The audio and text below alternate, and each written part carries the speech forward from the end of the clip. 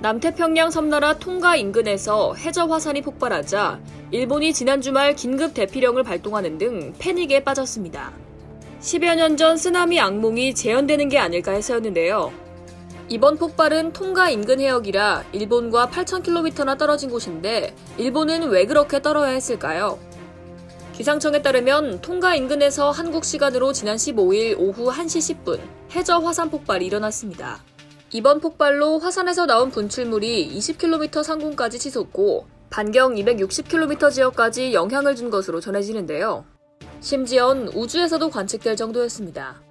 미국 국립해양대기청이 위성으로 포착한 폭발 장면에선 바닷속에서 솟아오르는 가스와 화산재가 버섯구름을 이루는 모습이 포착됐죠.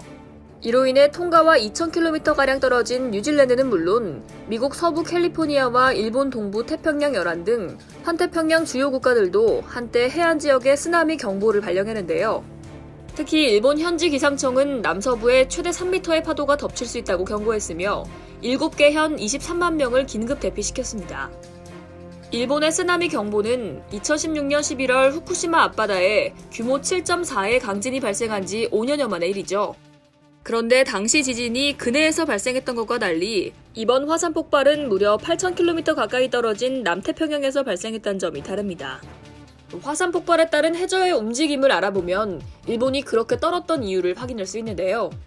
해양과학 전문가인 김성용 카이스트 기계공학과 교수는 해저 화산 폭발이 일어나면 장파장 수면파가 생기는데 장파장은 모든 방향으로 이동하지만 그중 특히 연안으로 이동한다며 연안으로 접근할수록 속도는 감소하는데 전체 에너지는 보존되는 만큼 파도의 높이가 증가해서 쓰나미가 덮치는 것이라고 설명했습니다. 화산 폭발과 지진 등의 충격파는 바다를 수평 이동하며 감소할 수 있지만 지진, 해일 등의 규모가 워낙 크다면 멀리까지 강력한 에너지를 보냅니다. 더욱이 태평양에는 화산 폭발과 지진 등의 충격파를 상쇄할 수 있는 육지가 없습니다. 태평양으로부터 한반도를 감싸는 형태의 일본이 한국의 방파제라고 평가받는 것도 같은 이유인데요. 실제로 규모 9.5의 세계 최대 지진으로 기록된 1960년 5월 칠레 발비디아 지진은 22시간 후 태평양 너머 무려 17,000km 밖의 일본 혼슈와 홋카이도에 도달해 1에서 4m 높이의 쓰나미를 초래했죠. 이번 화산 폭발로 10,000km 떨어진 페루에서 높은 파도에 휩쓸려 2명이 사망하는 사건이 발생한 것을 봐도 얼마나 먼 곳까지 영향을 미칠 수 있는지 알 수 있는데요. 한편 16일 오후 남태평양 섬나라 통가 인근의 화산에서 또 다른 대규모 분화가 관측됐습니다.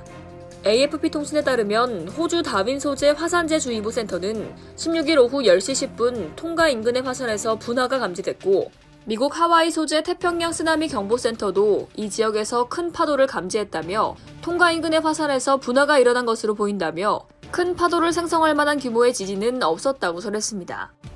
이상 여의도TV였습니다.